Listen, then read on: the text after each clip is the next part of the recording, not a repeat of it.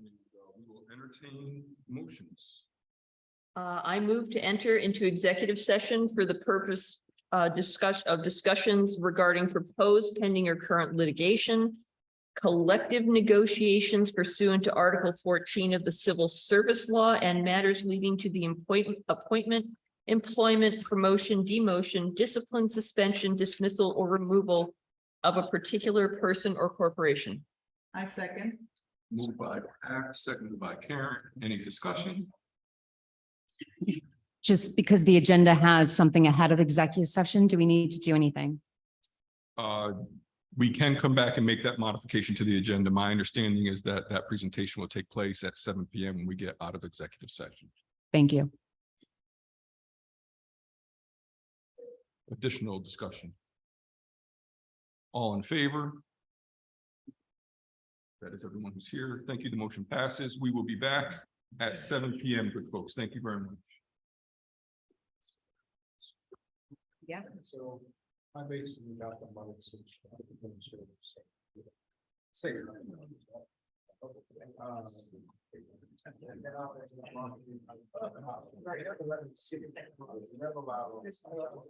Because it's only mama. Can't remember talking. Yeah. Not too bad.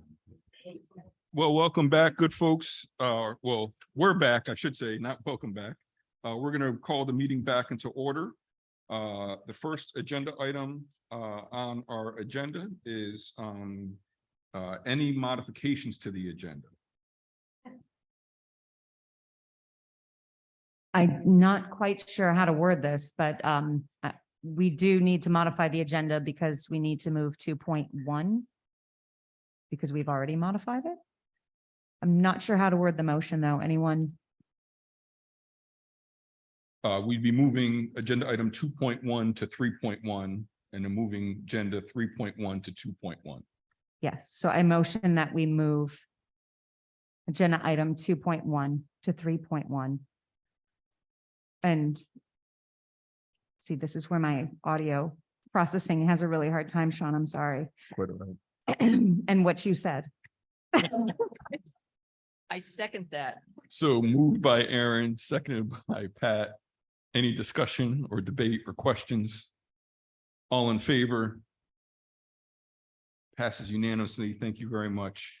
And the first agenda item we have is a special presentation. We are delighted to have folks join us today.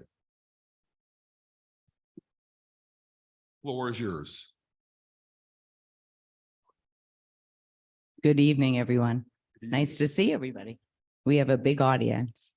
I'm Lisa Sahasrabudhe, current principal of Cayuga Heights Elementary School, and we have 4 teachers here today to make a presentation. The presentation that you're about to see is a condensed version of the presentation that these teachers made to a panel of community and staff evaluators for the Ithaca City School District micro-credential for culturally and linguistically responsive teaching, Strand 2, family engagement. Our family engagement committee at Cayuga Heights has worked now for almost 3 years to reflect critically on our practices as a school and make changes to benefit all of our students. I want to take this opportunity to publicly thank our 4 educators sitting here for their tireless work on behalf of our students at Cayuga Heights. I see the work that you do each day with our students and families. I hear evidence of a strength-based approach to working with families, and I know how deep your commitment is to our school. So thank you.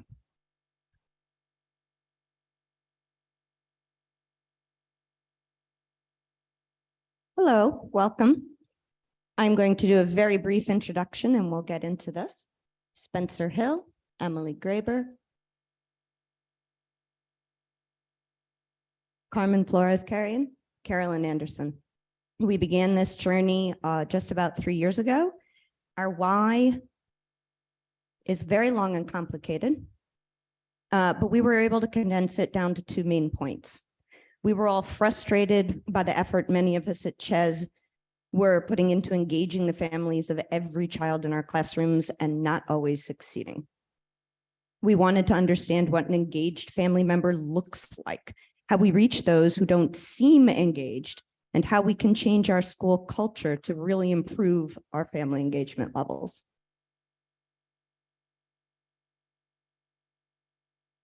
So new learning, new thinking. We took turns being facilitators for our book study. And these were the questions in the book that prompted us to reflect on as we began our journey. We kept returning to these questions throughout the book study and while planning our next steps. So next we will share specifics about the buckets that the four of us led: communication, beautification, and student-led conferences.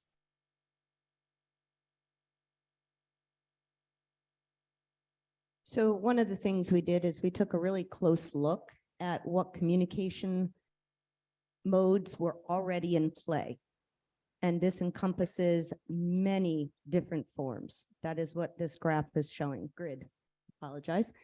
And we studied it through the lens of the book of what is one-way communication, what is two-way communication, because true engagement, we were coming to understand, is not simply or only a flyer going home. We needed a response.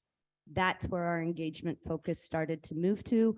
And we looked closely at each of these pathways to find out how can we get two-way communication.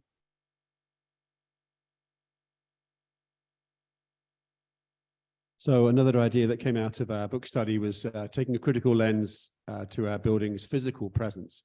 What does it look like? Is it welcoming, warm, and inviting? Would families want to come here? And if not, why not? So in Stephen Constantino's book, he suggests that you do two activities. The first one is go outside and move to the edge of the school property. Pretend that you have never been to the school before. Ask yourself, can I get where I want to go? As a guest who has never been to the school before, can I find my way to my destination? Then repeat this process, this time pretending that you neither speak nor understand English. So I actually did this and was really surprised by what I found. And signs that I'd been walking, cycling, and driving by for over 10 years took on new meanings and not generally good ones. As you can see, we've made some excellent progress with our signage as we've moved from negative to positive, positive to welcoming, and hopefully as our work continues from welcoming to right the way to beautiful. This is a mural that was done by Jessica Peary in conjunction with our amazing chess art teacher, Marlena Dua. And you can see a huge improvement from the blank wall on the left to the amazing mural we have now on the right.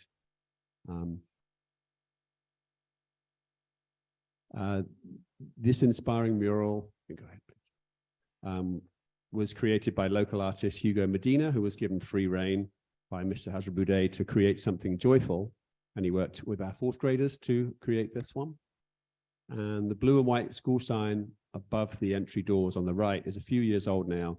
And it's definitely better than having no sign at all, which is what we had for quite a long time. But we're working towards a more welcoming and open environment by partnering with local sign makers. Hugo also created this mural interior this time. He's working with our third graders. He worked with our third graders to plan and paint it. And again, you can tell the improvement from before and after is pretty remarkable.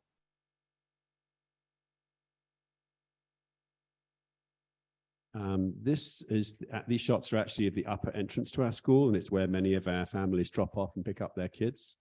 You can see on the left side, the trash dumpsters are right outside the door, and there was a section of flat roof and fencing that resembled, honestly, a prison yard. A couple of significant improvements were made. A large blue screen was put up, and the dumpsters were moved away from the entrance and enclosed in a new screened and gated area. You can also see the student-created rock garden that runs in front of the blue screen. This was made possible by our hardworking teachers, Carmen Flores-Carrion and Eileen Koller in kindergarten.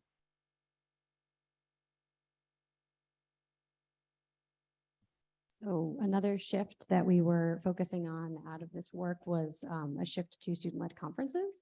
My third grade team and I had actually been conducting student-led conferences for quite a few years, but we were kind of alone in the building. And then over the few years, we've had a few grade levels join us in these student-led conferences because putting student voice right at the center really is what the conference is all about. At a traditional conference, the grown-ups come and they talk about the kid without the kid in the room, and that just doesn't really make sense. If you're talking about student learning, the student should be the one who's doing that discussing. And so we really wanted to make this shift. And over the course of 3 years, we've gone from 1, maybe 2 grade levels in conducting student-led conferences to this year, every single grade level had student voice or presence in their conferences. So after putting some of these changes into place, this year we kind of needed to check our progress, do a little reflecting, see how things were going, find out if practices that we put in place were actually making the improvements that we were hoping that they would, or if we needed to maybe shift directions. And so this year we've really spent time reflecting on how's it going and what do we still need to do? Where do we need to go next?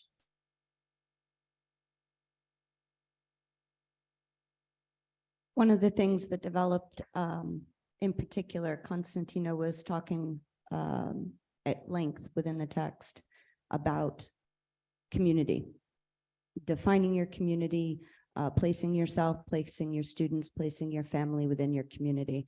And one of the things that is an undercurrent at CHES is the fact that we have 2, if not more, very, very, very distinct communities within the building.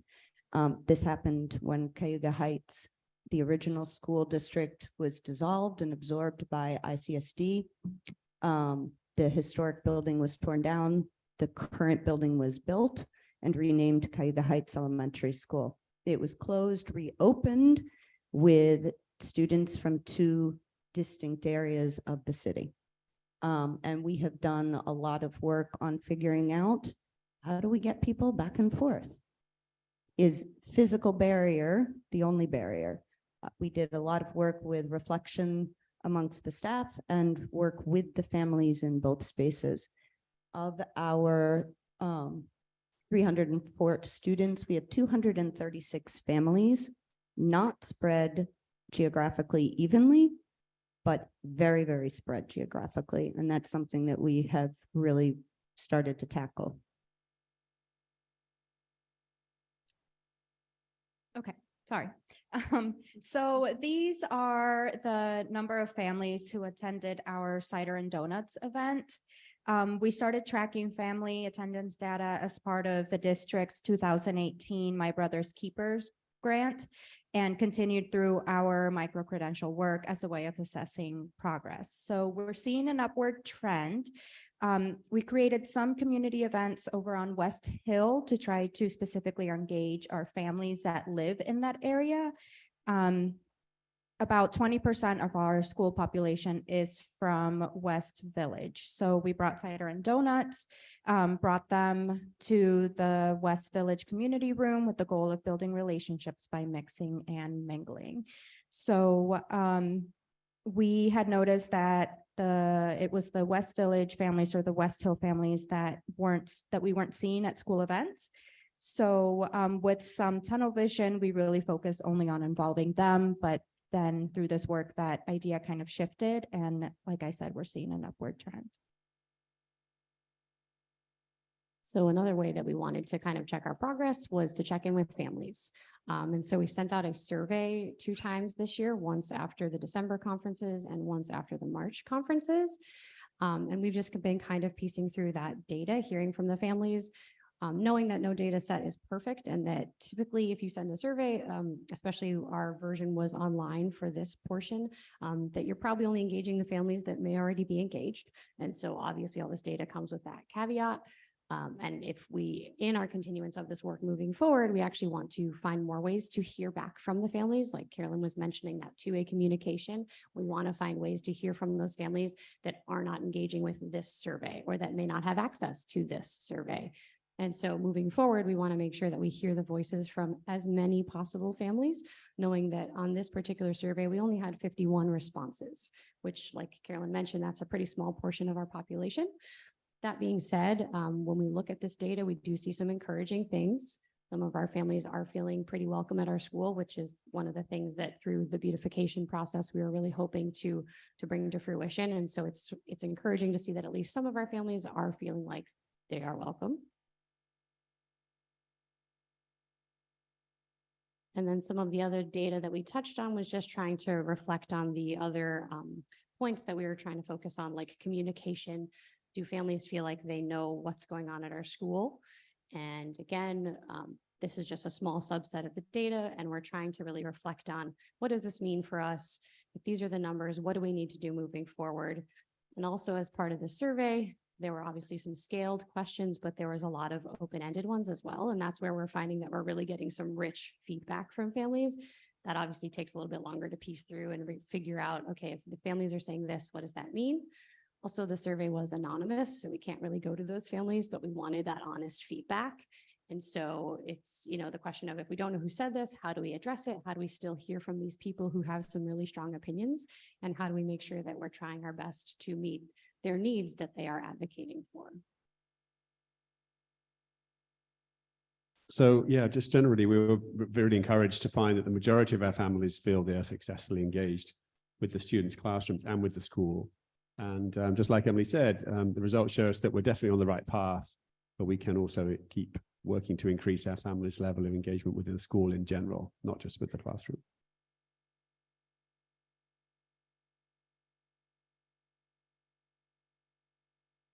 So if a parent never comes to school events, does that make them a disengaged parent? If we try to schedule a student-led conference with a family member by using emails, texts, letters home, and phone calls, and we have no success, what do we do next? Our major learning point was that we now know we have to flip many assumptions we may hold about our families, and we have to rethink what engagement really means.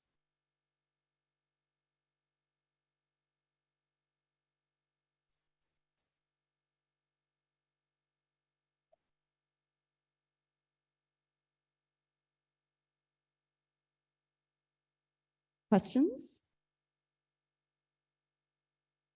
Questions? I want to thank you first off, and I really love that you started with the changing of the signage. It was just so refreshing to see those words, because we're in such a deficits-based model in this country. To see the positivity come out in something so simple, I think can really lead to other changes. My question is the student-led conferences, which I think is fantastic and amazing. How do y'all handle needing to discuss sensitive topics with parents without having the students there when you have these conferences? Well, typically, we'll schedule the conference for 20 minutes or half an hour, and then there'll be time. And we always say this, the kids are prepped for this ahead of time. They do a lot of prep. They know that there'll be a time at the end when they may have to leave the room if their parents want to talk to us or family members want to talk to us. So they're prepped for that. And the family members also know that that's a possibility if they need to do that. And also we offer up conferences or chats at basically pretty much any time. So it doesn't have to be in that moment. It could be next week. Thank you. Other board members or student reps?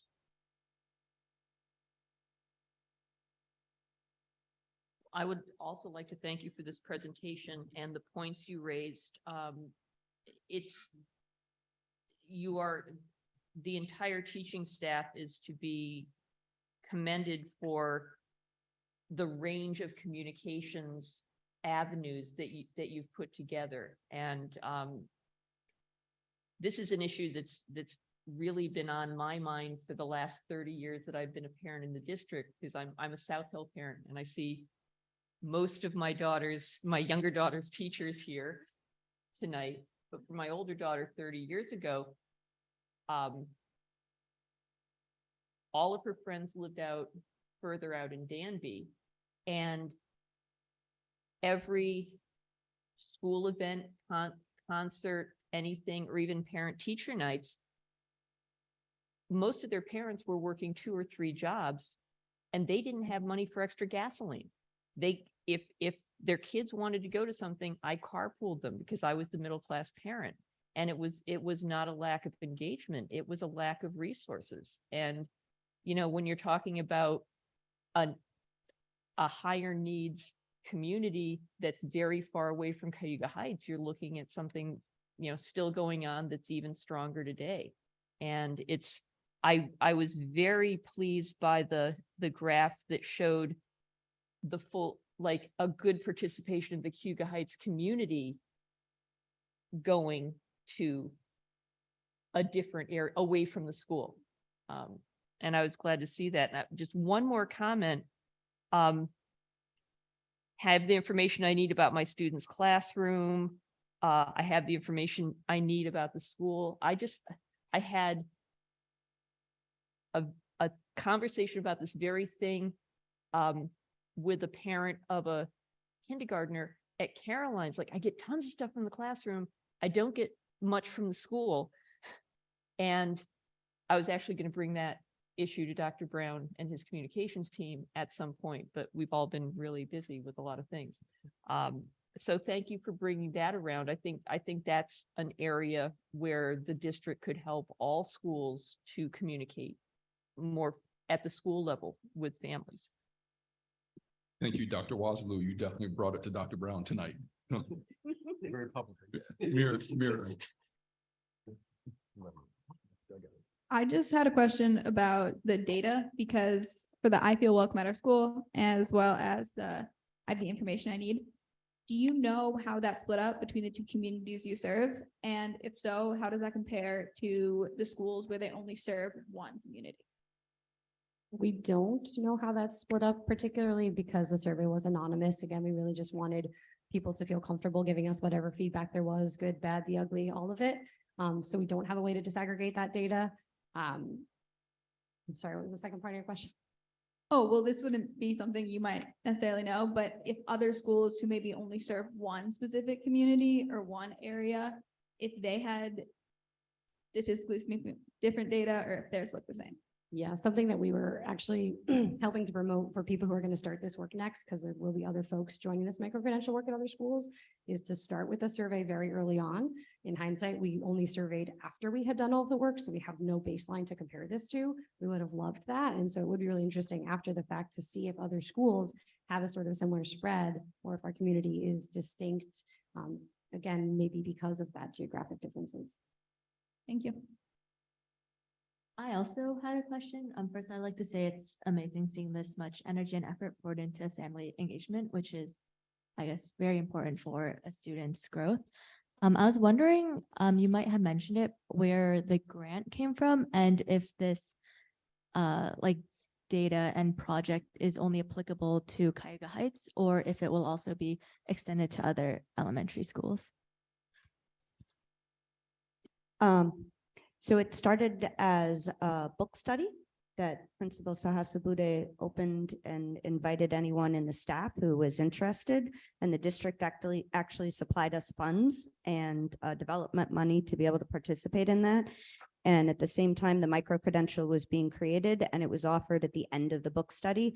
We chose to continue the work through that with the support of the district. And it is going to be moving in, and it's now part of, if you saw the one slide,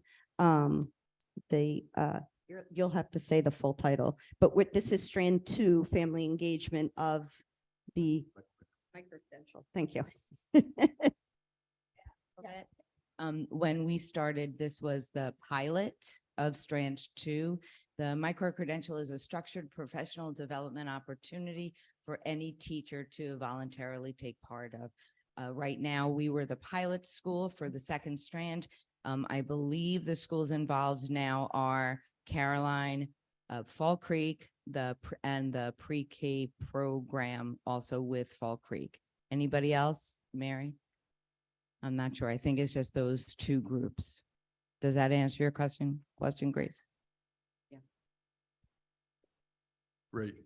Thank you very much. And it is a reminder to me that we have very few elementary schools that serve a single community. In fact, we could make the argument that all of our elementary schools serve a great number of folks from various communities, especially with open enrollment, but I understand the question. That's very powerful. I also just want to lend my thank you as well. As someone who's also a visual learner, seeing just the visuals and how those change, the murals, the signage, what a positive impact that can have.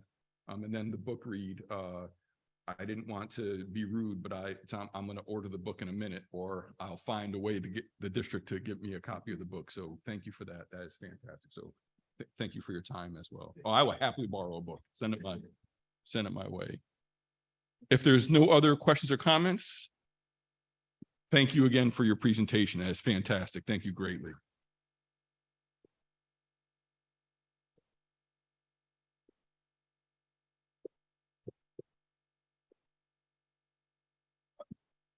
In an evening like tonight, it bears repeating. Part of our conversation at the policy committee is to review the school district Board of Education agenda. We have moved to having special presentations begin our meetings for a number of reasons. I know this probably applies to folks in the audience as well. We want to make sure that our teachers get enough rest and get home. And usually we also have students presenting as well. So we want them to usually start the meeting so then we can get them on their way. And that thus is the reason for the change in the agenda as well.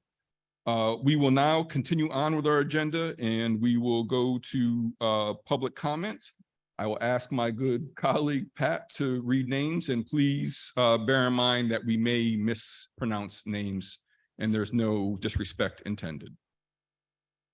Celia Clement. Celia, before you speak, one more thing. Folks have already been made aware there's a microphone here for anyone who is going to speak. And I was also told that we could bring microphones to people if that's your choice as well. So just let us know. Mira, you're going to help us with that. Thank you so much. John? Okay. Hello, my name is Celia Clement. I'm a retired school social worker with over 30 years of service to Ithaca City School District. I've been privileged to work at LICS, Northeast, Enfield, Cayuga Heights, and Fall Creek. As you are aware, the retirees of Medicare age were taken off Blue Cross Blue Shield and given Hartford insurance with the promise that our coverage with Hartford would be equal or better than the coverage we had with Blue Cross Blue Shield, and with the additional assurance that any gaps in coverage would be covered by the district. In 2020, with the same assurances, we were involuntarily moved from Hartford Insurance to Aetna Advantage. You now are offering us the opportunity to return to original Medicare with a Hartford supplemental policy with the unacceptable stipulation that we sign away our rights from the beginning of time until our demise. Why so draconian a measure?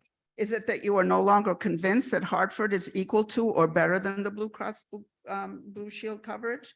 Aetna has been problematic for many reasons, which is why many retirees are eager to leave this plan. The foremost is that Aetna requires, in some critical medical situations, pre-approvals and sometimes denies medical services after they were deemed necessary by the prescribing medical practitioner. Aetna is under investigation by many agencies. One example of the poor health care offered by Aetna Advantage is described in recent physician survey conducted by the AMA. 93% of respondents reported that prior authorizations requirements caused delays in necessary treatments, which sometimes resulted in serious consequences. Another significant fact, which clearly makes Aetna inferior to Blue Cross Blue Shield, is that several of the more prestigious health institutions, such as Mayo and Sloan Kettering, are refusing to accept Aetna insurance. Aaron and Barbara Sadoff's heart-wrenching experiences with the Mayo Clinic refusing to accept Aetna Advantage patients was sent to you, as were other such letters. Without the assurances that the Hartford plan is equal to or better than what we had at the time of retirement, retirees like me are left with an impossible decision. Do we stay on Aetna to hold you to your original promise, and in so doing gamble that our health won't require us to seek services from a prestigious institution who would take Aetna, or that we will be denied coverage altogether? Or do we return to Hartford and sign a waiver that nullifies all your original resolutions that our coverage will be equal or better than Blue Cross Blue Shield and will cover gaps? An example of the widespread dissatisfaction Ithaca City School District retirees have with Aetna Advantage is that generous checks are pouring in to pay for top-notch legal representation. We only want what we have earned and what we have been promised. We ask that the waiver be taken off the table and that you honor your original resolution and confirm that it remains in effect should we choose to transition to Hartford.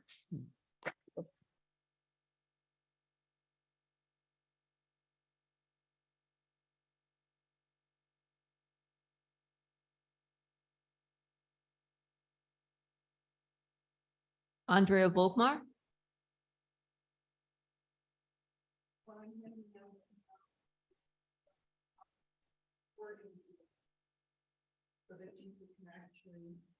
have a look at that.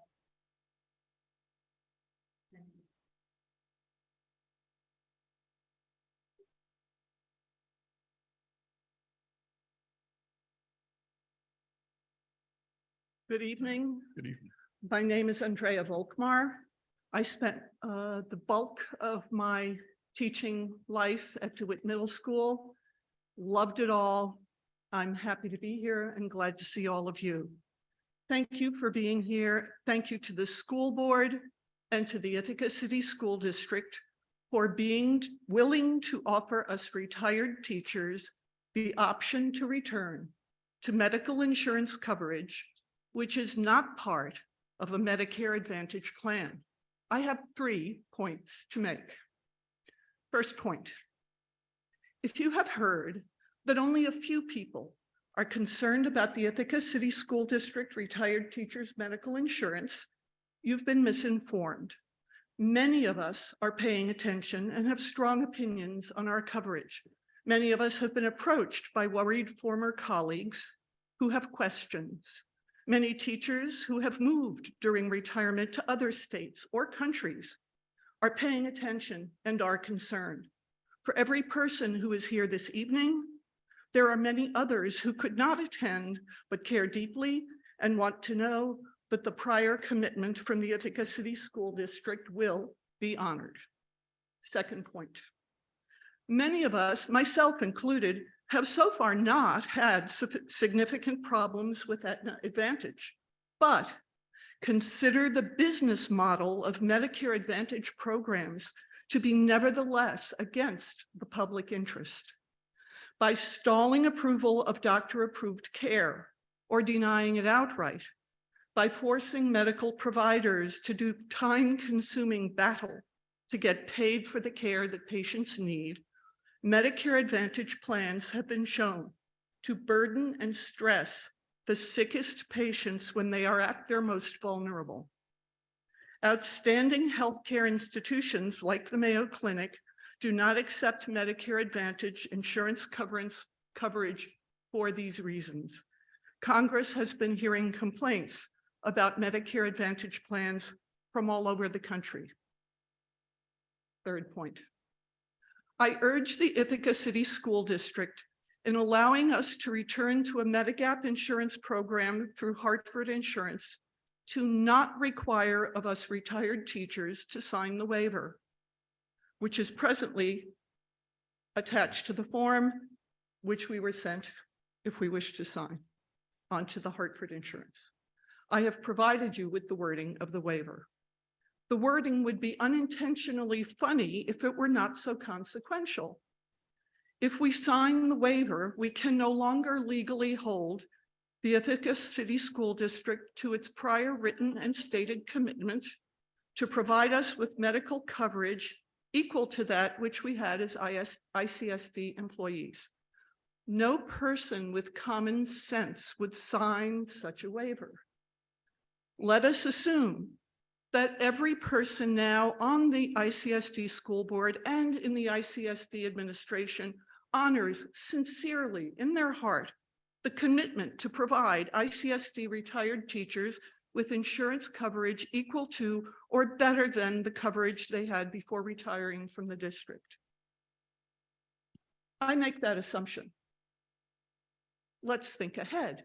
In 20 years, many of us retirees will Close to being still, over time. My apologies. I apologize. As long. My last point is Thank you. that we will still, many of us, be alive in 20 years and depending on our medical insurance.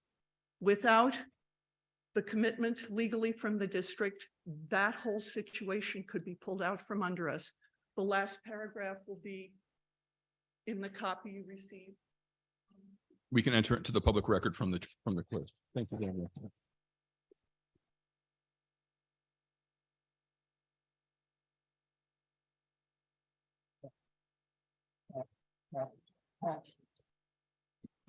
Please know that if there's a timer here, and if I do interrupt folks, it is not intentional. It's trying to follow our guidelines. We'll give as much flexibility as we can. I hope folks can appreciate that. Joan Capione. Hi, I retired from the district 27 after 27 years as a first and second grade teacher and support teacher. And the majority of my time was at South Hill Elementary, a few years at Northeast. And in fact, I'm really proud to say that I still am a part of the South Hill Elementary community, that wonderful community, because I substitute there on a daily basis, a few days a week.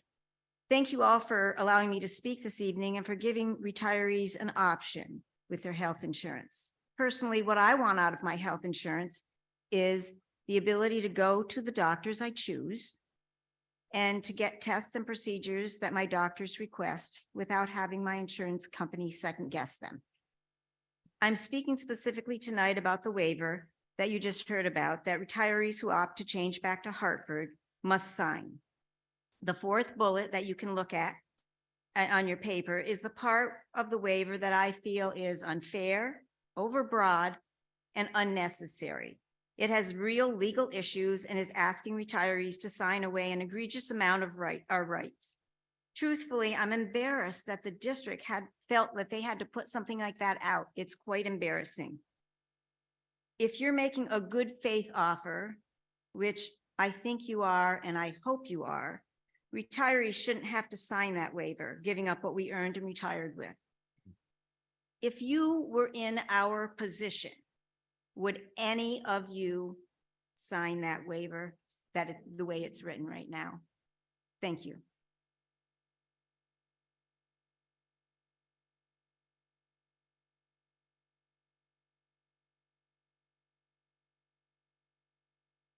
Mary Therese Bowen.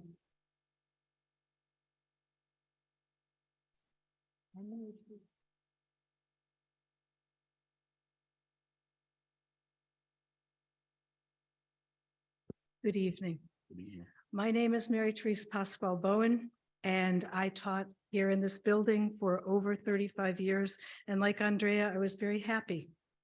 I'm here to thank you for the retiree health insurance option to return to Hartford Supplement F with Express Scripts identical to the plan retirees had beginning in 2017. As the adage, quote, trust but verify, unquote, reminds us, I must say that while I trust your intention to act in good faith, I would like that verified by a formal board resolution tonight. It is appended to the current offer on the table, just as the board did when we were first moved to the Hartford and later to the Aetna plan. This resolution guarantees that the new plan will be equal to or better than the plan we enjoyed at the time of retirement, and that the district will self-fund any gap in health insurance between current health insurance and the Blue Cross Blue Shield plan we enjoyed at the time of retirement. Please verify your intent to act in good faith by reaffirming this resolution tonight and appending it to the current offer to return to Medicare with a Part F supplement, self-funding any gap that might occur. Thank you.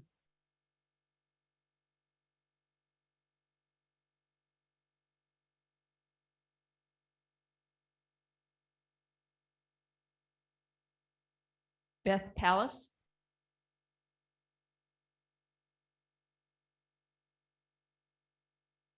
Did I say that incorrectly? Ah.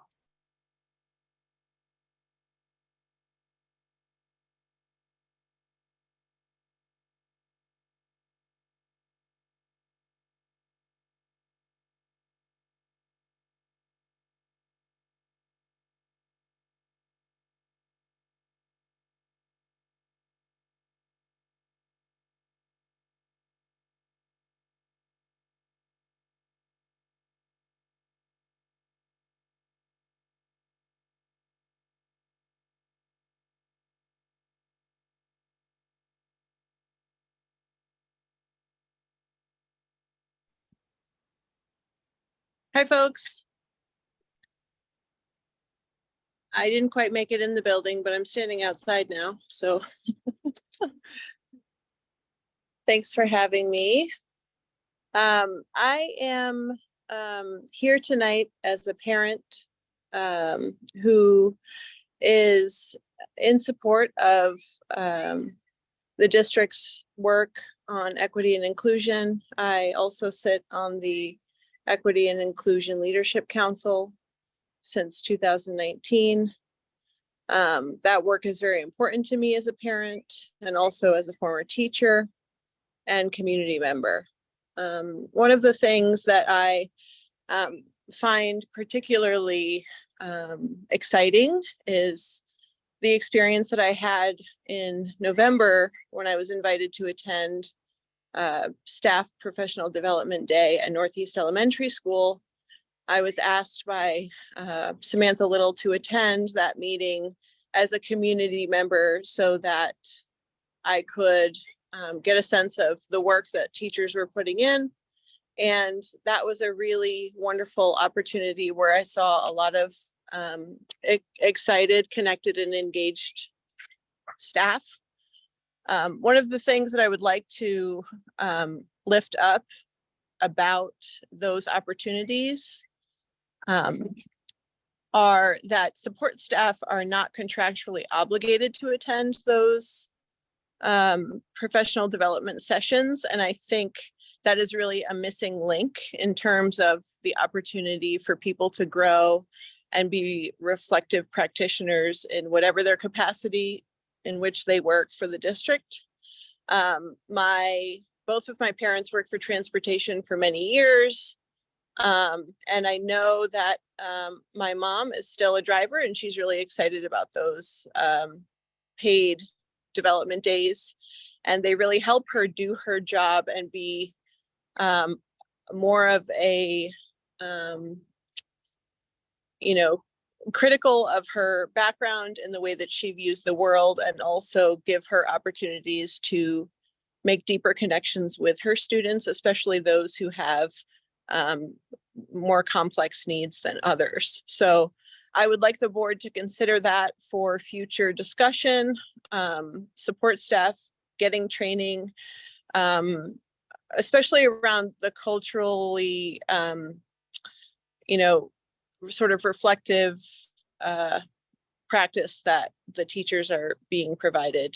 I think that we can all benefit from that. So that's why I'm here. I hope that the other members of the EILC can also continue to pop into the board meetings. I really appreciate Sean, Karen, Chris, and Eldred for being a part of that group. It's really helpful to have the board connection with the EILC. So thank you so much. And I hope that you take this feedback into your conversations for future opportunities to build a strong culture within the district.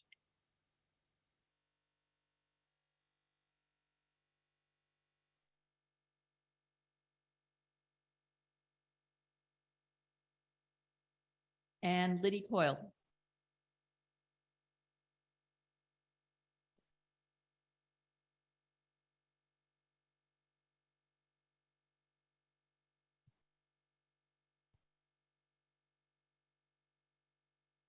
Hi, I planned to come here to pay tribute to my mom, whose birthday is on May 1st.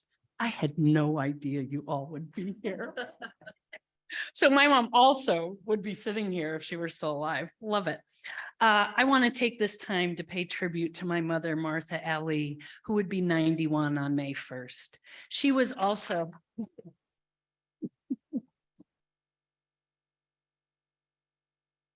she was known by most of you all as Marty. Marty graduated from Middlebury College in 1953 and earned her MS in reading and special education certification from Syracuse University when I was a 7th grader at Boynton. She became a reading teacher, then a support teacher at DeWitt Junior High, where she retired from in the 80s. She spent the rest of her life struggling with Parkinson's and Lewy body dementia. But her health care met the contract, so she was well taken care of.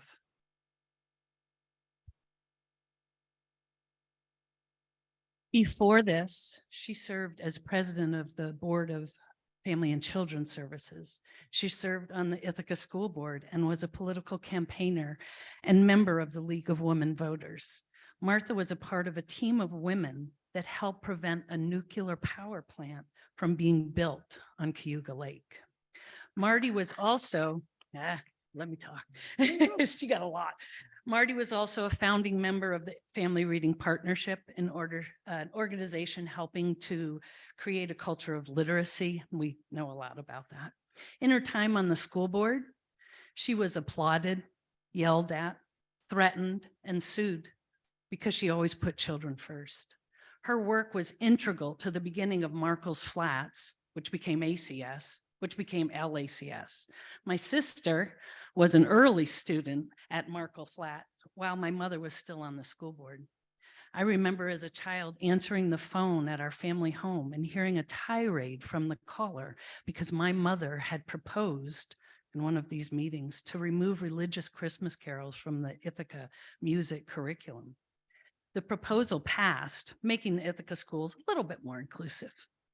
We are a motley crew, my family up there. Marty's granddaughter, my niece, graduated from IHS last year and is a freshman at Cornell. My other niece, who went to high school on the Navajo Reservation in Chinle, Arizona, and her partner are an integral part of the Central New York theater production scene. You might recognize Josh. Yeah, he's been in the paper a little. Both his kids go to Ithaca schools. There are more of Marty's grandchildren. My oldest child is a teacher at Fall Creek, and my son, another graduate of IHS, is a one-to-one aide at Fall Creek. I got one more sentence. I say all this to pay tribute to my mom and to remind you that legacies last as they grow and change. Public education is flawed, but it keeps chugging along. Thank you all for the work that you do.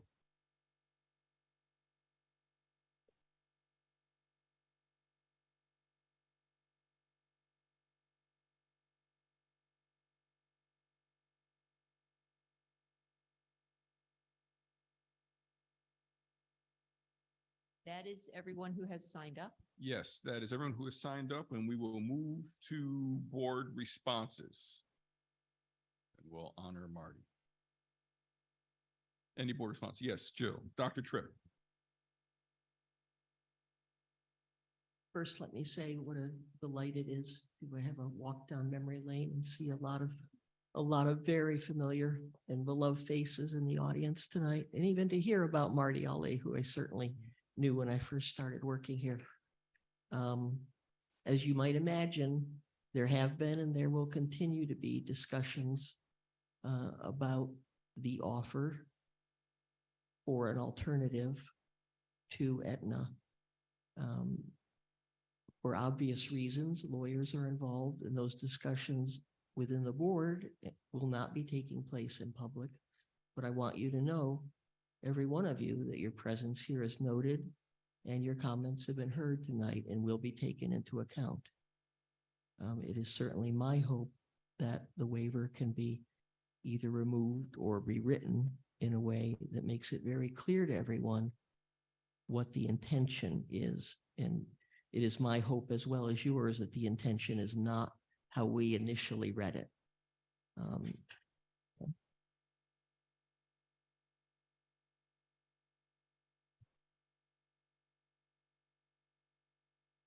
Any other board responses?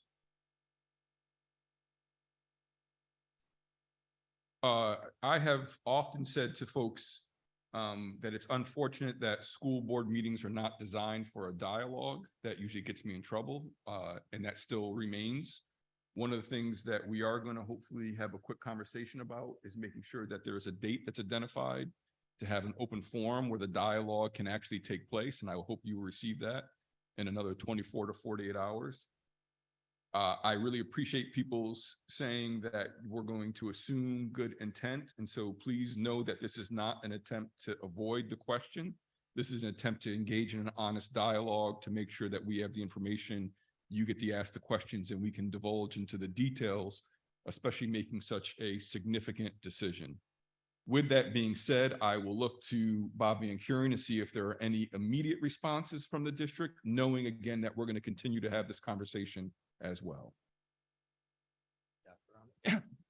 Good evening, everyone. I am Bob Van Kuren, Director of Human Resources, and it is good to see so many of you that I've worked with over the last 14 years in the audience, and I do also appreciate the goodwill you've shown tonight. I'm a recovering attorney, but I will work with our legal counsel. It is not our intention that the waiver is a poison pill. I really appreciate the corporate reference to. That's not our intention. Our intention really is for a waiver that's knowing, if you go back to the Hartford, that you do so knowingly and that it ends that process, and it's just dealing with the Hartford. But we'll make that more clear with our legal counsel. We will also hold a meeting where there can be a conversation if there are other questions. So I really appreciate y'all being here tonight. Thank you.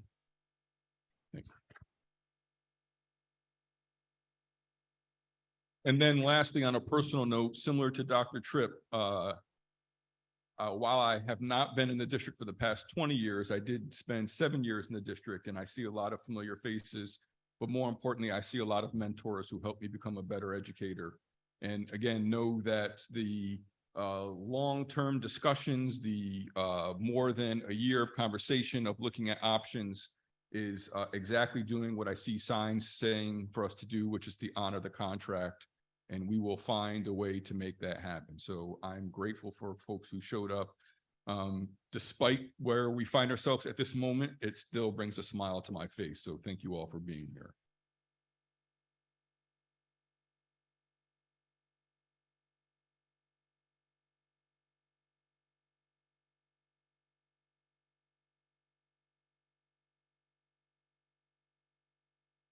I'm going to just give it a minute for folks to resettle, if that's okay.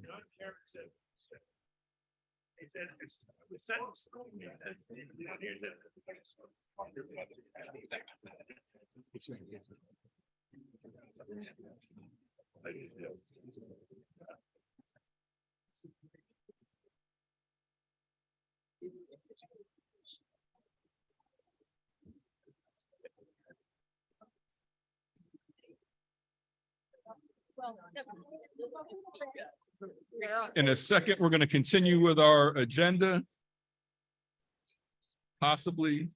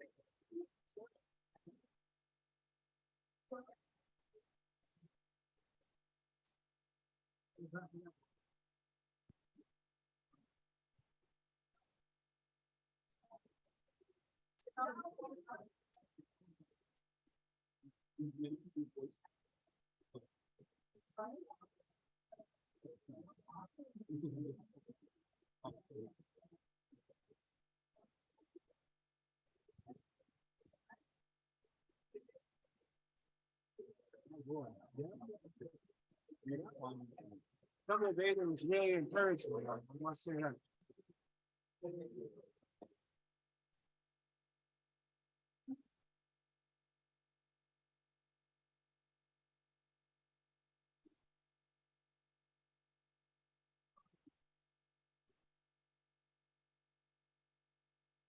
My email or my phone number. Okay. Yeah.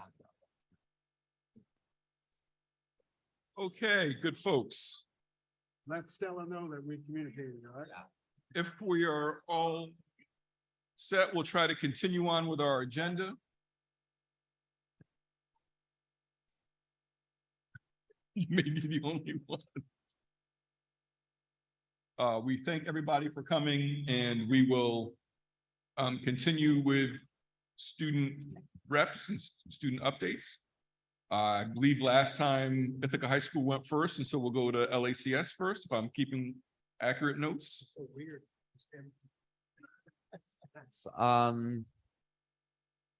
So updates for this week, not as many because it's only been a week. Last weekend, last Friday and Saturday, we had our LACS One Act Play Festival. It was a little smaller, so we only had one play, which was Bad Auditions by Bad Actors. And the LACS Rock Band will be performing in the Rootstock Music Festival in May. And a group of LACS high schoolers will be presenting their New York State Art Teachers Association's portfolios to a panel of judges tomorrow.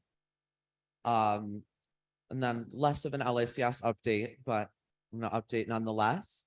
The Duet Boynton mashup musical is happening. It's underway. I am the student assistant director, and we also have a few LACS kids participating as actors or other roles. We had our first read through on Saturday. We're doing Footloose the musical. It's going to be really great. And then also an update on our student-led government. Last week, we had an all-school meeting regarding a dilemma about respect in our school. We've had issues with people disrespecting the bathrooms, swearing in the halls too much, and doodling on different items of the school that aren't meant for that. But we had a really good discussion. We've come up with some solutions to help rectify those issues. Great, thank you. Ithaca High School. Okay, we'll start off with a brief update on what's going on at school. So sadly, AP exams are only a week away.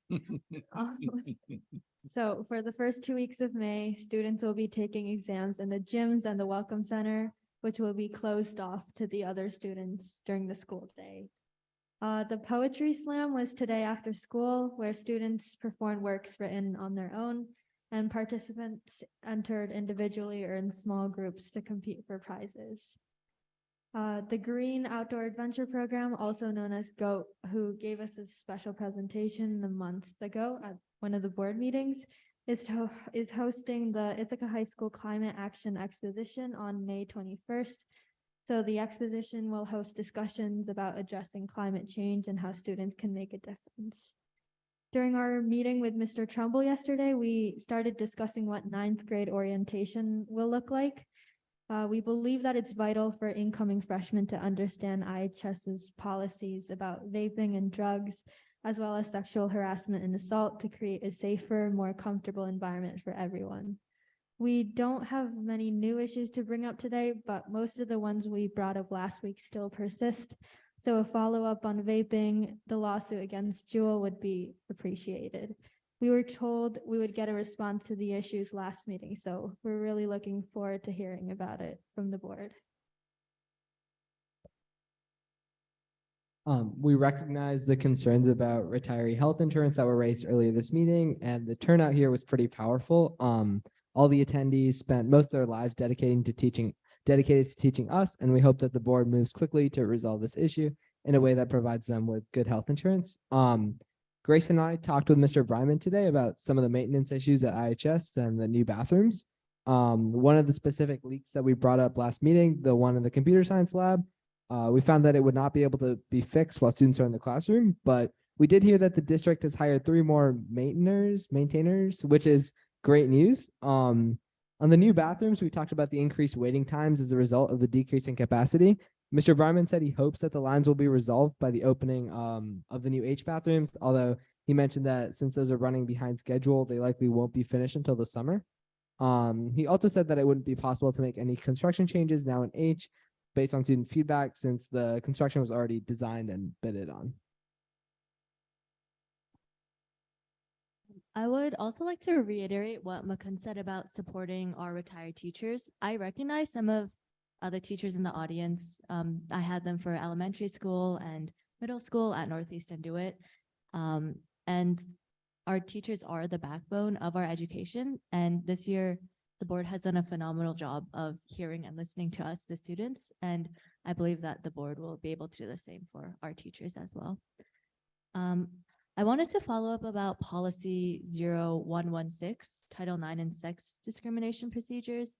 It is honestly really amazing seeing a detailed and thorough policy And I'm going to say that a document of this importance is very needed among our student body.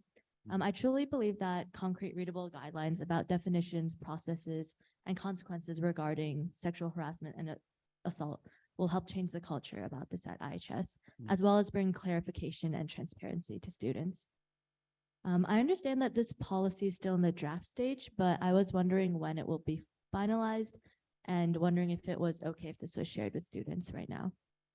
In connection with this, Take Back the Night, an event that unites the community, support survivors, is this Friday, and IHS is hosting a pre-event, which many students have signed up for. These types of events send a message to students highlighting that our district values student safety. I appreciate Ms. Talcott's and Ms. Grover's and our administrators' help in organizing this. Okay, I just have some questions. In the parking lot outside of E that you can access the athletic building, like the gym and the weight room by, there's these 3 white barrels that say hazardous waste with caution tape on them. I was just wondering what they are. That's question number 1. Yeah. Question number 2 is, does the school district buy tissues for the school? This is a serious question because some teachers I know pay out of pocket for the tissues to provide for their classrooms because apparently that changed. So that was a question. And also just fans.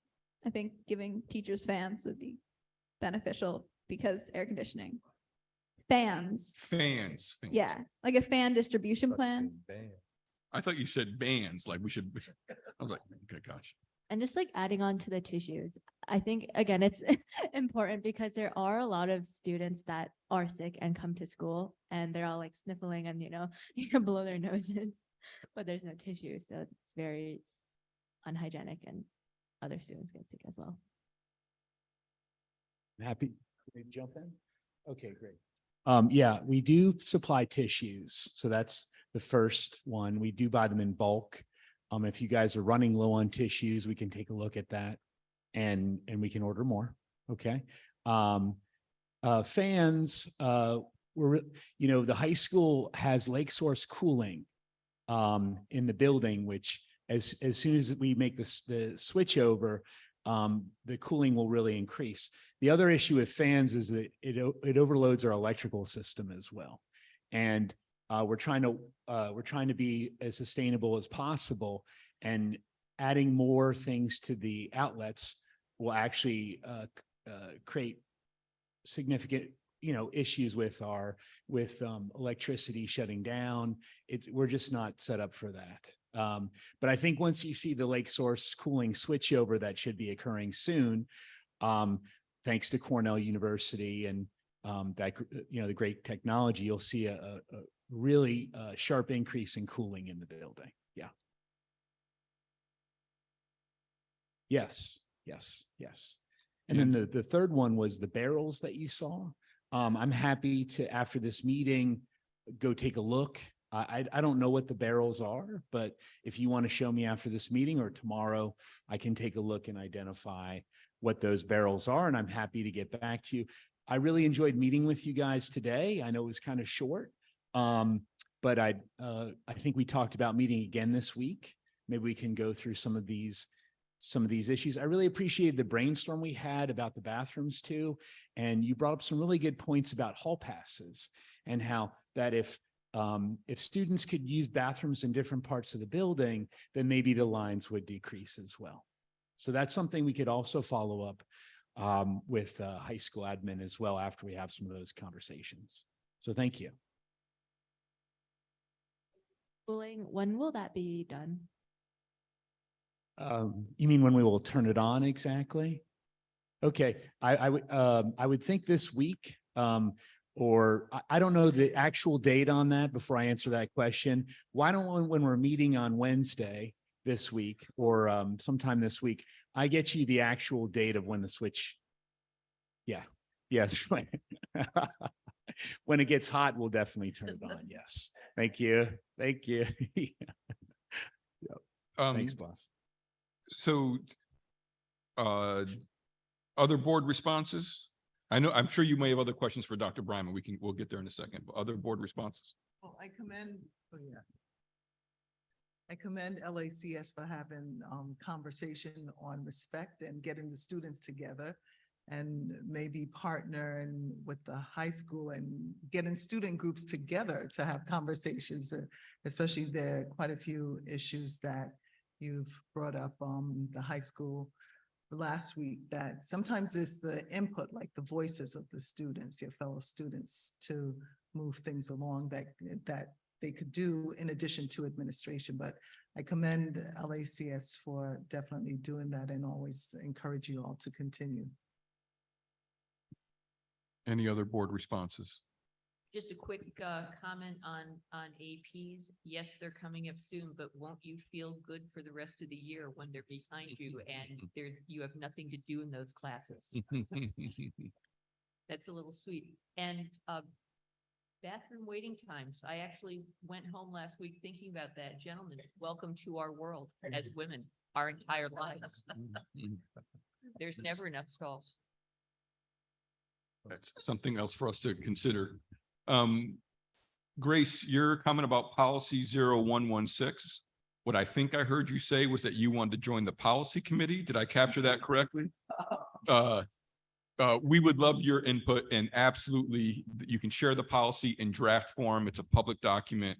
It will be headed to the policy committee, which I believe is on May 2nd for another review, and then it will be headed back to the full board pending approval of the policy committee on May 9th for a second reading and adoption. So again, we're already putting this into practice, but in terms of the official adoption, we would anticipate it would happen on May 9th. It would take place. The Jewel lawsuit, I don't know if Dr. Brown is planning on speaking to this. My research in this area is, even while the lawsuit has been announced about 2 weeks ago, like most things, it is still very unclear about what that means in terms of what districts will be receiving any funding, what will not. The idea, at least as I understand the lawsuit, is still unclear about what that money could be spent to do. Is it all professional development? Is it all training? Is it signage? I think there's a lot to be still worked out at the state level, but that does not preclude us from doing some things locally as well. And I don't know if that's your reading of it as well, Dr. Yeah, quickly, the only thing that is clear is that we are set to receive $27,000. So start thinking about what we're going to do with $27,000. I don't think they like that answer. But we should also know that there are significant other vape pen and e-cigarette lawsuits pending in multiple states, including New York. So Jewel is not the only one that will, this is going to be a reoccurring issue in the state, probably for the next year and a half or so. So more information to come is the best I can say from where we find ourselves. And maybe it's a time for us to schedule another meeting as well, another brainstorm. We could figure out what we can or should do. And so I can follow up with folks and make that happen. Any other board responses? Thank you, good folks. Appreciate it. We will keep moving on with our, my apologies. I didn't know if you had other quick questions for Dr. Bryman while we're here, because then we're going to send him on his way. He's going to look at some barrels that are in the, no, we know they are. He's going to look at them. Are we all set? You all figure out a time to connect? Great. Fantastic. Fantastic. This moves us to the consent agenda, and we'll entertain motions.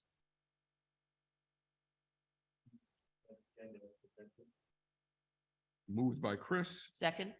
Seconded by Pat. Questions, discussion, debate?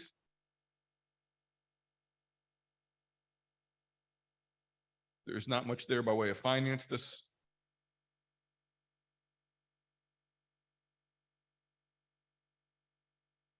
Hearing no questions or conversation, we will call the question. All in favor of the consent agenda?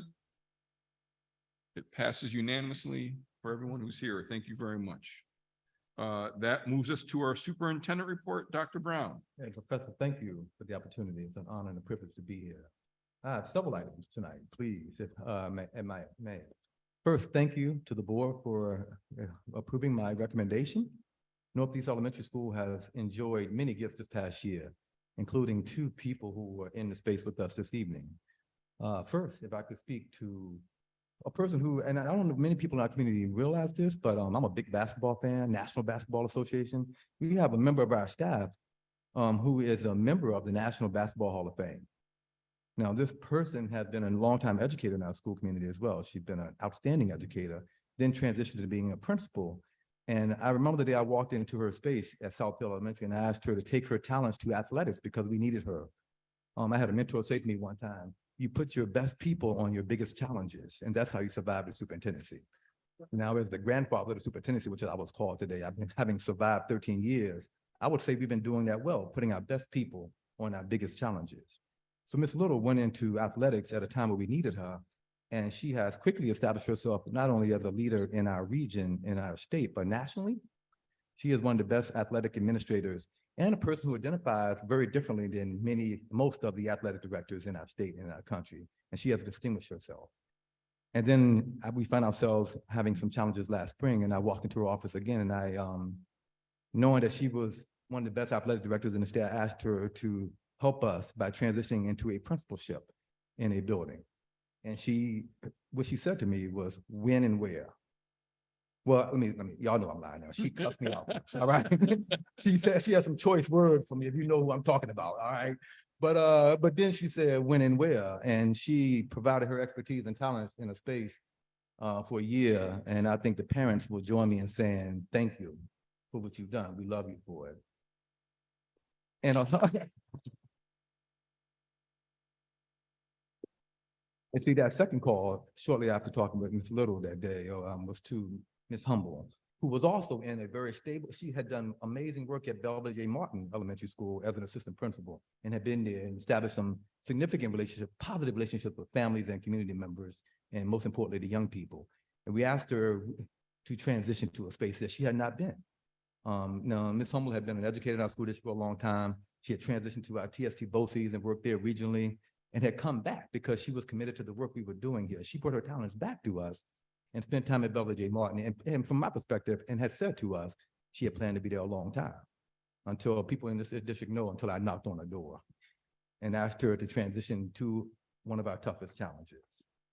Now, we're here tonight because after a very expansive and comprehensive search process that involved a national search, and we had candidates seeking to be the next principal at Northeast Elementary School from places all over our country, we found the best person to be the next principal of Northeast Elementary School right here in our own house.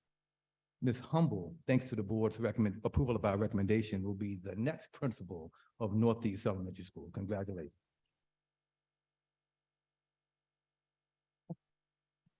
Oh man, it's hard for me to get through it, y'all. I just want people to recognize and just take this time. Sometimes this job is hard. The challenges every day, it gets hard, and it's going to get harder in this work. But there are times when we should celebrate small and big wins. Tonight is a small and a big win. And we're looking at two of the best educators, not just in New York State, but in the country. And they have shown their commitment to the young people in this community.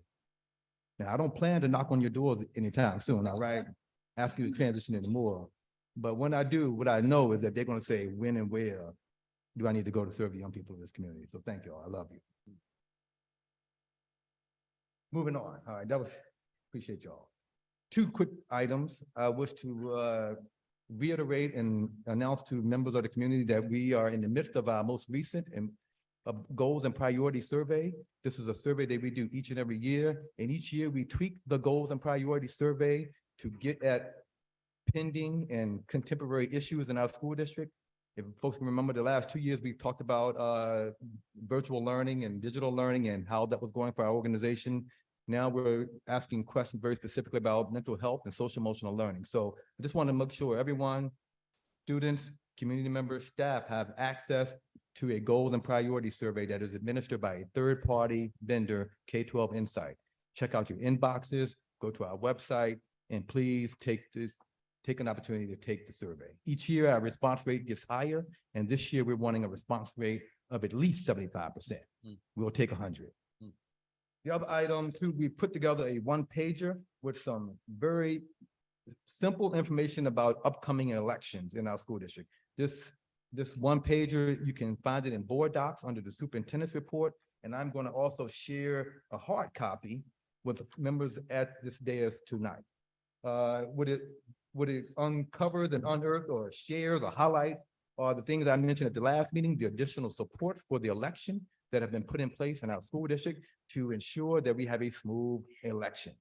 And we are highlighting that, as Tristan mentioned at the last meeting, that the voting precincts have changed because of the board elections, redistricting. I get that right, redistricting by the Board of Elections. I got to say that again. And some folks are going to need to go to a different site this year. We have information about that on this one pager, and we alert folks to where to go to get additional information. That's all I have for this evening, Professor. Thank you for this opportunity. Thank you, Dr. Brown. We will keep moving with our agenda, which brings us to school business. Agenda item 11.1, the appointment of election officials. We'll entertain motions and then we can have a conversation. I move to approve the appointment of individuals listed hereof to serve as election inspectors and poll site managers at the annual district meeting and elections scheduled for May 16th, 2023. Moved by Pat, seconded by Chris. Questions, conversation, discussions, debate?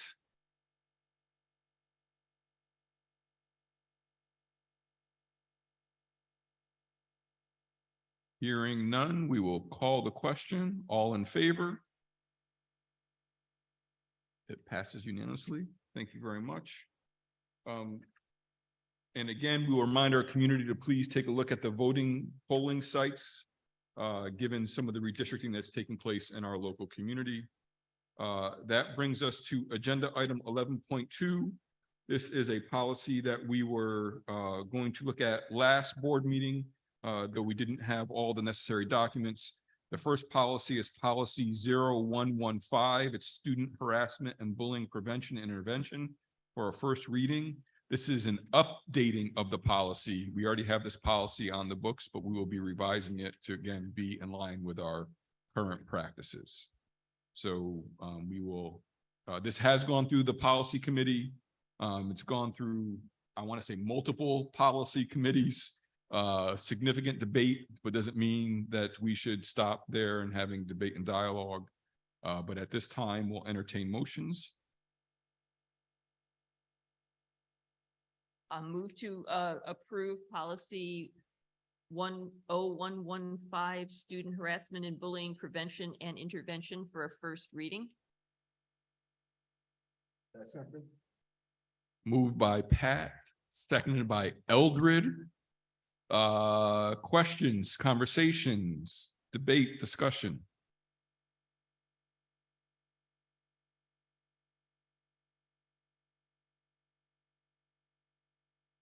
Hearing none, we will call the question. All in favor of this policy for a first reading? Passes unanimously. That means the policy will also be headed back.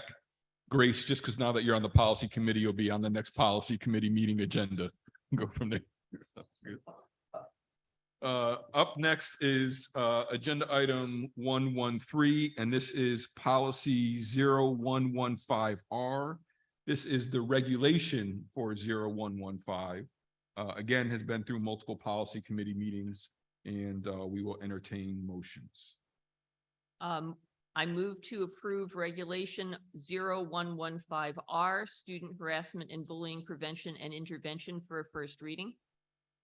Second. Moved by Pat, seconded by Eldred. Any discussion, questions, conversations, debates? Hearing none, we'll call the question. All in favor for a first reading? Passes unanimously. I know I'm saying the word wrong. We'll keep it moving. Thank you. That brings us to our next agenda item, which is agenda item 11.4, committee updates. We will hear from our committees. And first is audit committee. And Chris, you are not the chair is Ann Reichland, correct? Moira. Moira's not here. What I will tell you, both, Chris, you want to give a quick update? Last audit committee meeting, we reviewed the risk assessment for best practices for handling money and different things that were from our previous audit meeting. We reviewed, and I'm going to draw a total blank on the name of our third, it was Questar. Questar reviewed all of the information with us.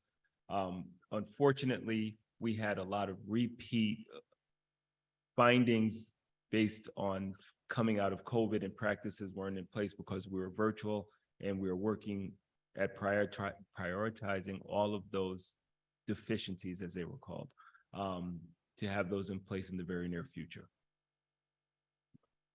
Thank you very much. And that audit is available to the public under the audit committee and via board docs. Folks can take a look at that document if they are interested.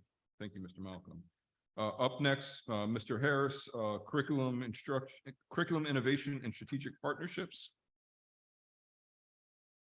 Hello, we've been doing some pretty deep dives over the last couple of meetings into some priority topics, such as literacy, how we are preparing our educational leaders and how they are responding to teaching some of our most challenging subjects.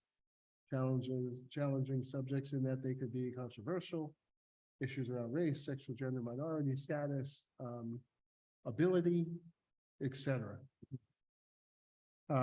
Just today, we took a deeper dive into some of our social emotional learning constructs, and we're happy to share that we learned today that there are now drop-in hours at the high school for mental health check-ins. Counselors are on staff and ready to support the students during certain hours at their leisure, anonymously. We plotted out our next set of instructional rounds. They're going to be at the high school, and we're going to be looking at more elements of literacy in action.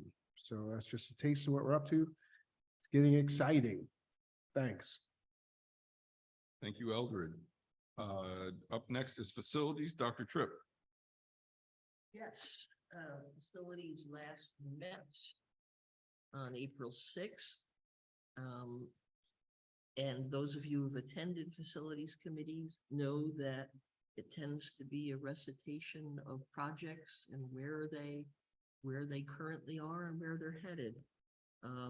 There was a lot of talk about, at this particular meeting, there was a lot of talk about energy conservation measures, and we talked about taking a look at recommendations from the Train Energy Performance Contract, Amanda.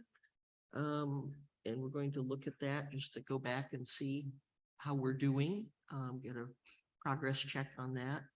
Some other things that are happening.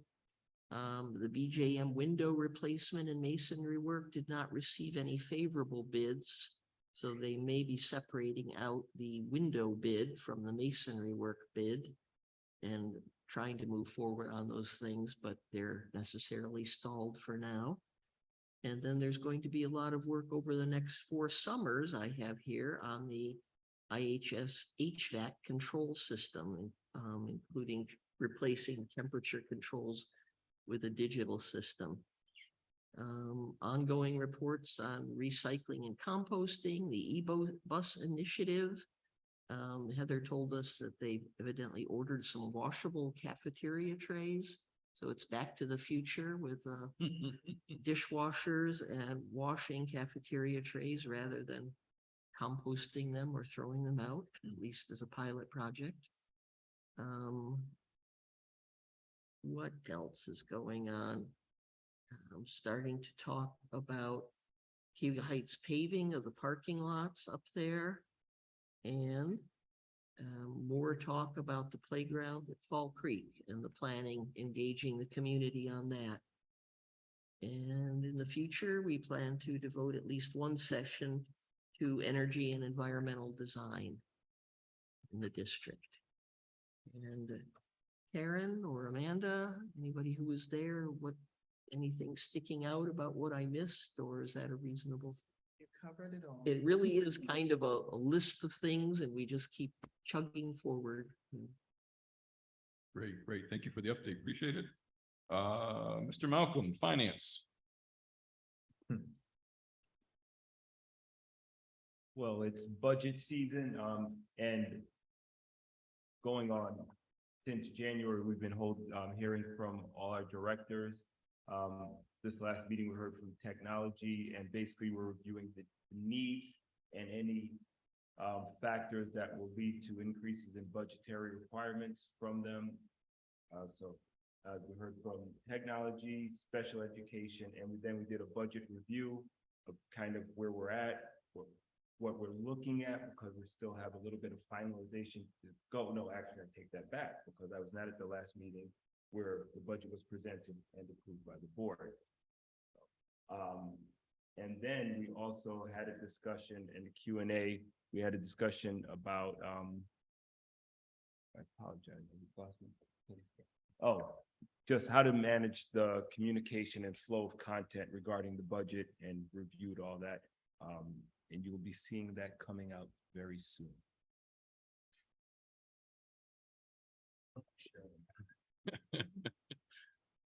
Thank you very much, Mr. Malcolm. Moira is the chair of policy, or excuse me, Moira is the chair of HR. I don't know if there are any other HR members here that can speak to an update. I'm here and I have absolutely no recollection of what we discussed. I'm embarrassed to say. Just looked it up. Oh, good, Chris. There with me. So, and actually now it's coming back, because I was right there with you. So we reviewed the specialty drug reauthorization. And really the review was changing the language and not having the district be the ones to authorize pre-authorizations for specialty drugs. And we have to do, Bob, you're gonna have to help me on this one. Basically, it would go back and they would, insurers would have to sign off prior to that.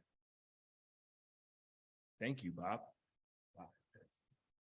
Yes, thank you. And then we got an update on hiring needs and our hiring process, and then Gudera presented on the screening and interviewing. Great, thank you. That's human resources. And a quick update on policy. We will be returning back to policy 0115 and 0116. We'll be revisiting the administration of medication in the Ithaca City School District policy that we discussed last meeting. We are going to start having a conversation about a policy for volunteers in the Ithaca City School District, which closely aligns with visitors to buildings and the campuses. As we learned from the audit committee, there are a number of policies in the finance realm that are just in need of simple updating, or the raising of money thresholds, who has access to which procurement cards, things of that nature. And so we'll start beginning to address those at the next policy committee meeting as well. Any other business, board members? Hearing none, we will call the meeting to a close. Thank you everyone for your time. Greatly appreciate it. And congratulations on being our new principal at Northwest.